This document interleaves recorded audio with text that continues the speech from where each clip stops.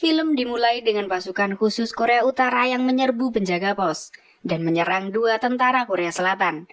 Diduga itu adalah tindakan Korea Utara untuk memancing serangan. Dengan begitu, Korea Utara bisa menjadikan alasan negosiasi dalam perjanjian internasional.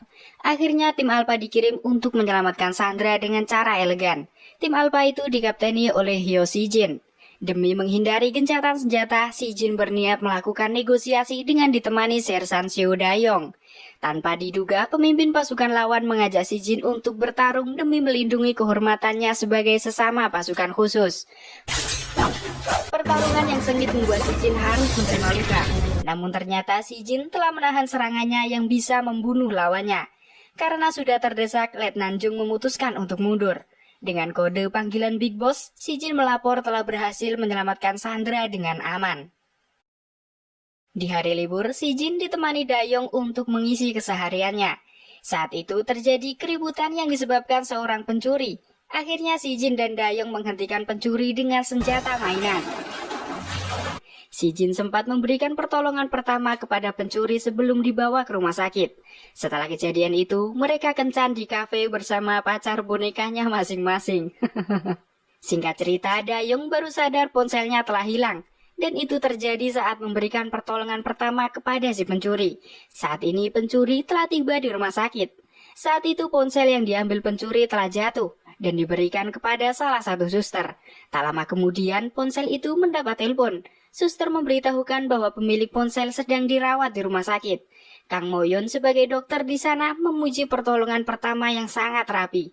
Dengan catatan di tangan, Kang Moyon dapat mengetahui bahwa pria itu adalah pencuri. Saat itu suster telah mengembalikan ponsel yang ia bawa kepada si pencuri. Di sisi lain, Kang Moyon sedang bertemu dengan pimpinannya. Tanpa diduga dia melihat pasiennya yang berusaha kabur. Akhirnya Kang Moyon membawanya masuk kembali. Karena mendapat ancaman akan dipanggilkan polisi, pencuri itu akhirnya mau untuk diobati dan menyerahkan ponsel yang ia curi kepada Kang Moyon.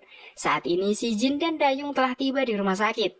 Dengan terus menelpon, mereka tahu bahwa ponsel itu ada pada Kang Moyon. Singkat cerita, Si Jin memberitahukan bahwa ponsel itu milik mereka. Namun Kang Moyon tak menggubrisnya dan menyuruh untuk menunggu di luar. Dayong sadar pencuri telah kabur setelah menitipkan ponsel ke dokter. Namun Si Jin tampaknya sudah terpesona dengan Kang Moyon. Setelah itu mereka akhirnya menemukan si pencuri sedang dihajar gangster. Si pencuri berniat keluar dari gangster namun diminta membayar dengan harga yang cukup mahal. Akhirnya Dayong akan memberikan semua uangnya jika para gangster bisa mengambil dompetnya. Karena mereka membawa pisau, Si Jin malah memperkeruh suasana dengan menyuruh mengeluarkan semua senjata yang dibawa. Di sisi lain, suster memberitahukan Kang Moyon mengenai pasien yang telah kabur. Dan saat itu ada orang datang untuk menjenguknya. Dia adalah Yong Myung-ju, seorang dokter bedah cantik dari Akademi Militer. Ternyata mereka telah saling kenal. Singkat cerita, Myung-ju meminta hasil pemeriksaan si pasien. Namun Kang Moyon menolaknya. Saat ini Kang Moyon menceritakan kedatangan Myung-ju kepada sahabatnya, bahwa Myung-ju berpacaran dengan lelaki yang jauh lebih muda. Namun sahabatnya menyangkal bahwa Myung-ju berpacaran dengan tentara. Hubungan mereka sangat populer di kalangan militer, mengingat pacar Myung-ju seorang bintara. Ditambah lagi Myung-ju adalah perwira lulusan Akademi Militer dan ayahnya juga Jenderal Bintang 3. Saat ini pasien berhasil dibawa kembali ke rumah sakit. Karena babak belur, Kang Moyon menganggap itu adalah perbuatan Si Jin. Si Jin mencoba menjelaskan kejadian yang sebenarnya dan tujuan mereka ke rumah sakit untuk mengambil ponsel yang dibawa Kang Moyon. Namun dia tak percaya dan bergegas menelpon polisi. Akhirnya Si Jin mencoba mencegahnya. Untuk membuktikan identitasnya, Si Jin mengajak Kang Moyon ikut dengannya. Di sisi lain, Dayong sedang bertemu dengan Myung-ju. Dia sangat kesal karena Dayong terus menghindarinya. Bahkan selalu bersikap formal dengannya. Myung-ju yang kesal menyuruh Dayong terus berdiri dan tak akan menerima hormatnya. Tak lama kemudian Si Jin ada di sana. Karena mereka saling kenal, Si Jin meminta Myung-ju mengonfirmasi identitas mereka di depan Kang Moyon. Akan tetapi Myung-ju malah menyuruh melaporkan mereka sebagai prajurit yang melarikan diri. Kini Kang Moyon percaya identitas mereka. namun tetap harus membuktikan serangan terhadap si pasien. Melalui CCTV, Kang Moyun akhirnya mengetahui yang sebenarnya. Setelah kejadian itu, si Jin memanfaatkan lukanya agar bisa diobati Kang Moyun. Si Jin meminta Kang Moyun menjadi dokternya, dan si Jin harus datang ke rumah sakit 3 kali dalam 1 minggu. Hari ini si Jin akan kembali ke rumah sakit dengan modus agar lukanya cepat sembuh. Dayong akhirnya ikut ke rumah sakit untuk melunasi pengobatan Gibyom, yang hidup hanya sebatang kara. Gibyom berterima kasih atas semuanya. Dia mencoba bertanya ke Dayong cara bisa lolos dari para preman yang akan terus mengganggunya. Dayong bisa lolos dari preman dengan cara pergi ke akademi militer. Di sisi lain, si Jin tanpa sengaja melihat Kang Moyun harus memberikan pertolongan ke pasien yang segera dioperasi. Seusai operasi, Kang Moyun segera menghubungi si Jin. Singkat cerita, mereka akan janjian untuk bertemu lagi di rumah sakit. Namun si Jin mengajak Kang Moyun bertemu malam ini. Sesampainya di rumah sakit, si Jin melihat berita tentang karyawan PBB telah diculik. Tak lama kemudian, dia mendapat telepon darurat. Akhirnya si Jin menghubungi Kang Moyun karena harus segera pergi. Kang Moyun menemui si Jin di atap rumah sakit. Malam itu si Jin akan pergi dengan dijemput helikopter. Sebelum pergi, si Jin mengajak Kang Moyun bertemu di akhir pekan untuk menonton film bersama. Dan akhirnya si Jin harus pergi. Sebelum peperangan dimulai, si Jin dan pasukannya harus mengumpulkan identitasnya agar jasad mereka tidak teridentifikasi jika mati. Saat ini mereka telah tiba di Afghanistan. Sebelum misi penyelamatan dimulai, si Jin memimpin pasukannya untuk berlatih karena salah satu pasukan teledor membuat latihan penyelamatan gagal. Pasukan lain menganggap latihan mereka hanyalah main-main saja. Si Jin sebagai kapten tim tak terima akan hal itu dan menjadikan perkelahian antar dua kapten pasukan khusus. Untungnya perkelahian harus usai saat pimpinan merelai mereka. Di tempat lain, Kang Moyun heran dengan dirinya yang sangat gugup saat interview sehingga tak bisa mengerti pertanyaan yang diberikan. Tak lama kemudian Yunji ada di sana. Yunji sendiri baru saja diinterview dengan pertanyaan yang sedikit. Sebuah operasi dilakukan. Di sana Yunji akan menggantikan dokter yang bertugas dan Kang Moyun akan menjadi asistennya. Akan tetapi operasi itu kacau akibat Yunji yang kurang berpengalaman. Di sisi lain, Kapten Si Jin telah memimpin operasi penyelamatan. Di sana sempat terjadi baku tembak. Namun dengan keahliannya, tim Si Jin berhasil menyelamatkan Sandra. Sedangkan di ruang operasi, Kang Moyun harus mengurus kesalahan yang dilakukan Yunji. Kejadian itu membuat Kang Moyun sangat kesal dan merasa Yunji masih harus banyak belajar. Hari ini Si Jin telah kembali untuk menjemput Kang Moyun. Karena belum mandi, Kang Moyun merasa malu dengan menutup wajahnya. Singkat cerita, Si Jin mengantar Kang Moyun untuk pulang. Mereka sempat makan bersama. Setelah itu mereka juga nonton film di bioskop. Namun tiba-tiba Si Jin mendapat telepon dan harus segera pergi tanpa memberikan alasan yang jelas. Hal itu sempat membuat Kang Moyun kesal. Setelah itu Kang Moyun harus ke rumah sakit untuk bertemu dengan pimpinannya. Kang Moyun protes karena interview yang ketiga kalinya telah gagal, dengan alasan yang sangat sepele. Sedangkan setiap keluarga pimpinan bisa lolos interview dengan mudah. Tak lama kemudian Yunji juga ada di sana. Karena lolos interview, Yunji telah menyandang gelar prof. Singkat cerita, pimpinan menyuruh Kang Moyun menggantikan broadcast Yunji. Karena Kang Moyun tak mau, mereka sempat berkelahi. Untungnya teman-teman dokter ada di sana dan merelai mereka. Akhirnya mau tak mau Kang Moyun harus menghafal skrip untuk broadcast besok dengan kondisi menangis. Di sisi lain, Si Jin dan timnya telah usai melakukan tugas. Karena sudah banyak berjasa, Jenderal akan mengirim tim Si Jin berlibur selama 8 bulan ke Uruk. Jenderal juga memberikan waktu 2 minggu untuk bertemu keluarga dan orang tercinta. Hari ini Si Jin datang ke rumah sakit untuk bertemu Kang Moyun. Namun saat itu Kang Moyun sedang melakukan broadcast di sebuah stasiun TV. Akhirnya Si Jin memutuskan untuk menunggu kepulangan Kang Moyun. Si Jin meminta maaf telah meninggalkannya saat itu. Namun tetap saja Si Jin tak bisa memberitahukan Kang Moyun kemana dia pergi. Si Jin adalah seorang tentara. Membunuh atau terbunuh mungkin saja akan terjadi di medan perang.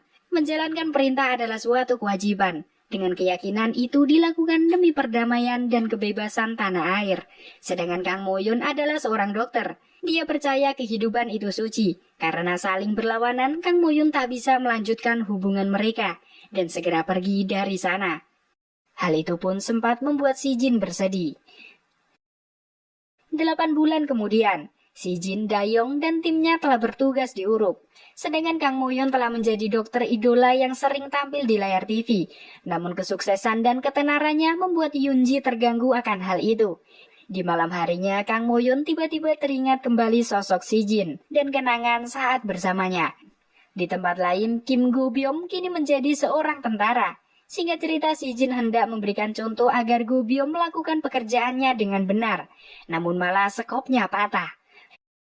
Karena malam ini akan diadakan pesta ulang tahun, si Jin dan Dayung datang ke bar untuk membeli minuman. Tanpa sengaja mereka bertemu dengan sesosok wanita yang membeli sebuah pistol. Si Jin sempat menanyakan tentang wanita yang membeli pistol. Namun pemilik tempat itu mengaku menjual apa saja selain wanita dan informasi. Di tempat lain, Kang Moyon dan teman-temannya sedang membicarakan relawan yang akan dikirim ke Uruk. Pihak rumah sakit hendak membangun pembangkit listrik ramah lingkungan, sehingga kemungkinan akan ada beberapa relawan dikirim ke sana. Tak lama kemudian, ketua rumah sakit ada di sana untuk mengajak Kang Moyon makan bersama malam ini. Namun nyatanya, ketua malah mengajak Kang Moyon ke hotelnya dengan tujuan yang kurang baik. Akhirnya Kang Moyon tanpa ragu memukulnya. Di keesokan harinya, ketua merubah tim relawan yang pergi ke Uruk. Dengan alasan harus mengirim orang yang profesional, ketua akan mengirim Kang Moyon, yang sekaligus sebagai ketua tim di sana. Akhirnya Kang Moyon dan teman-temannya harus dikirim ke Uruk. Sang Yun yang juga menjadi relawan telah mendapat telepon dari ketua. Singkat cerita, ketua hendak berbicara dengan Kang Moyon. Ketua mencoba memberikan tawaran akan menarik Kang Moyon jika mau berhubungan dengannya. Akan tetapi Kang Moyon menolaknya mentah-mentah. Karena sudah menjadi dokter VIP, dia berniat akan membuka klinik sendiri. Dan setelah tugas relawan itu usai, Kang Moyon akan mengundurkan diri dari rumah sakit. Hal itu pun membuat yang lain sangat terkejut. Tak lama kemudian helikopter telah tiba. Tanpa sengaja, selendang yang dipakai Kang Moyon terhempas angin. Dan saat melihat para tentara yang menjemputnya, dia sangat terkejut. Karena si Jin juga ada di sana. Si Jin sebagai kapten akan bertanggung jawab atas keselamatan tim medis. Si Jin juga sempat mengambil selendang Kang Moyon dan mengembalikannya. Kedatangan tim medis disambut gembira pasukan militer yang bertugas di sana. Kang Moyon sempat terkejut saat melihat Gi Byum yang dulunya pencuri kini menjadi pasukan militer. Di saat menelusuri tempat tinggal di sana, tanpa sengaja sepatu Kang Moyon kemasukan pasir. Saat itu si Jin juga ada di sana, namun mengabaikannya begitu saja. Hal itu pun membuat Kang Moyon agak kecewa. Akan tetapi pada akhirnya si Jin terus memandanginya dari dalam. Hari ini Dayong telah mendapat paket dari Myongju. Paket itu diperuntukkan untuk bawahan mereka. Melalui surat itu, Dayung dapat mengetahui kiriman untuknya sedang dalam perjalanan. Di tempat lain, Myongju sedang melapor ke jenderal militer, yang merupakan ayahnya sendiri. Singkat cerita, Myongju akan pergi ke Uruk untuk bergabung tim medis di sana. Akan tetapi, sang ayah sadar putrinya mau ke sana demi bertemu Dayong. Pada dasarnya, sang ayah menginginkan putrinya menikah dengan si Jin, yang berpotensi menjadi jenderal.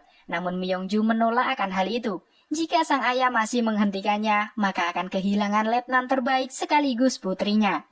Di sisi lain, Kang Moyon tanpa sengaja melihat anak-anak menjilati besi tua. Kang Moyon mencoba menghentikannya dengan memberi coklat. Hal itu membuat anak-anak yang lain juga menginginkannya. Namun Kang Moyon hanya mempunyai satu.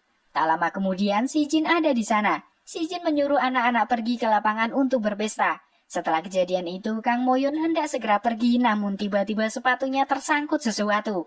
Si Jin menyuruh Kang Moyon berhenti, karena telah menginjak ranjau. Hal itu pun membuat Kang Moyon sangat panik dan ketakutan. Namun pada dasarnya si Jin hanya mengerjainya dengan mengatakan dia tak bisa menjinakkan ranjau itu. Si Jin akan menggantikan posisi kaki Kang Moyon. Dengan begitu dia yang akan mati. Karena Kang Moyon tak mau itu terjadi, yang akhirnya membuat mereka terjatuh. Setelah mengetahui si Jin telah berbohong, Kang Moyon kesal dan pergi dari sana. Pada akhirnya si Jin meminta maaf karena candaannya sudah keterlaluan. Hari ini tim medis akan melakukan tugasnya. Suntikan obat akan diberikan kepada militer, yang akhirnya semua pasukan mengantri disuntik Kang Moyon. Namun karena si Jin kapten di sana, Kang Moyon mempersilahkan si Jin mendapat giliran yang pertama. Tiba-tiba alarm berbunyi, yang menandakan terjadi sesuatu. Sebuah kecelakaan tunggal terjadi di kaki gunung. Singkat cerita, truk box akan diperiksa muatannya. Namun salah satu pengendara mencoba mengambil senjata untuk menghentikannya. Untungnya si Jin menyadari akan hal itu. Dia sadar mereka bukanlah anggota PBB karena memiliki tato dan membawa pasokan senjata yang cukup banyak. Akhirnya pelaku itu diserahkan ke polisi yang bertugas di sana. Scene berpindah. Kang Moyon mencoba bertanya tentang password wifi, namun warga sipil dilarang mengakses wifi. Singkat cerita, Dayung mempersilahkan Kang Moyon pergi ke warnet di kota bersama si Jin. Karena hanya internet yang dibutuhkan, si Jin mengajaknya ke toko Daniel. Namun malah bertemu wanita yang membeli pistol sebelumnya. Dia bernama Rie Hua. Saat ini Rie sedang menjaga toko tersebut. Sembari mencari router wifi, si Jin menitipkan Kang Moyon di sana. Karena ada urusan yang harus ia selesaikan. Si Jin telah melapor ke Letnan Kolonel Park Byung-soo mengenai penyelundupan senjata sebelumnya. Byung-soo ternyata sudah menerima laporan itu. Menurut informasi yang didapat, mereka bukanlah penjual senjata ilegal biasa. Dia meminta agar menjaga jarak dan tidak membuat masalah, mengingat tugas mereka sebentar lagi akan usai, dan si Jin maupun Byung-soo akan dipromosikan setibanya di Korea. Di sisi lain, kedatangan Myung-ju membuat Dayong harus ditarik kembali ke Korea.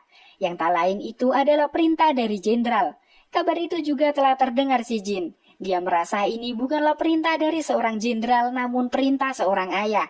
Singkat cerita, Kang Moyon penasaran dengan pertemuan Myung-ju dan Dayong. Pada awalnya, latihan dilakukan untuk berjalan sejauh 1 mil.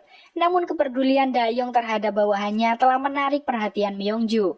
Myung-ju menduga semangat Dayong mempunyai motif agar diberi izin berlibur untuk menghadiri pernikahan mantannya. Lalu pada akhirnya Myung-ju akan menemani Dayong di pesta itu, agar penyesalan mantannya lebih berlipat-lipat. Akan tetapi Myung-ju meminta syarat, agar Dayong mengaku ke si Jin bahwa Myung-ju adalah pacarnya, mengingat Myung-ju tak mau dijodohkan dengan si Jin. Sembari bercerita tentang cinta segitiga itu, si Jin dan Kang Moyon melakukan perjalanan ke sebuah pulau. Penduduk meyakini jika mengambil batu di sana maka akan bisa kembali lagi. Si Jin sempat memberikan batu kepada Kang Moyon. Jiho adalah salah satu petugas medis yang dikirim ke Uruk. Malam itu ia sedang menelpon istrinya, namun tiba-tiba dikejutkan bocil yang muncul di sampingnya. Tujuan bocil itu untuk meminta makan, tapi tiba-tiba ia pingsan. Setelah melakukan pemeriksaan, Kang Moyon merasa ini terjadi karena gizi buruk dan keracunan timah hitam akibat menjilat besi. Malam ini tiba-tiba alarm berbunyi, yang menunjukkan sistem keadaan siaga. Dengan senjata lengkap pasukan menjaga semua area. Seorang pasien VIP sedang dikirim ke Medicube. Dia adalah Mubarak, seorang ketua Liga Arab. Pemeriksaan pun dilakukan yang diduga pasien mengalami hipoglikemia. Tim medis dilarang melakukan apapun, hanya diperbolehkan memasukkan obat dari pengawal. Namun tiba-tiba tekanan darahnya turun drastis. Kang Moyon mengaku pasien mengalami pendarahan dalam rongga tubuh yang mengharuskan untuk membedahnya. Akan tetapi pengawal pimpinan Arab tak memperbolehkannya. Dokter presiden akan tiba dalam 1 jam. Namun menunggu terlalu lama bisa membuatnya meninggal. Akan tetapi pengawal tak bisa membiarkan operasi dilakukan sembarang orang. Si Jin mendapat perintah bahwa keselamatan bukanlah hal yang penting, namun orang yang akan bertanggung jawab. Jika Presiden Arab meninggal, mereka bisa melempar tanggung jawab itu. Si Jin mencoba bertanya apakah Kang Moyon bisa menyelamatkannya. Karena Kang Moyon mengaku bisa melakukannya, si Jin mematikan alat komunikasinya dan menjaga tim medis agar melakukan operasi.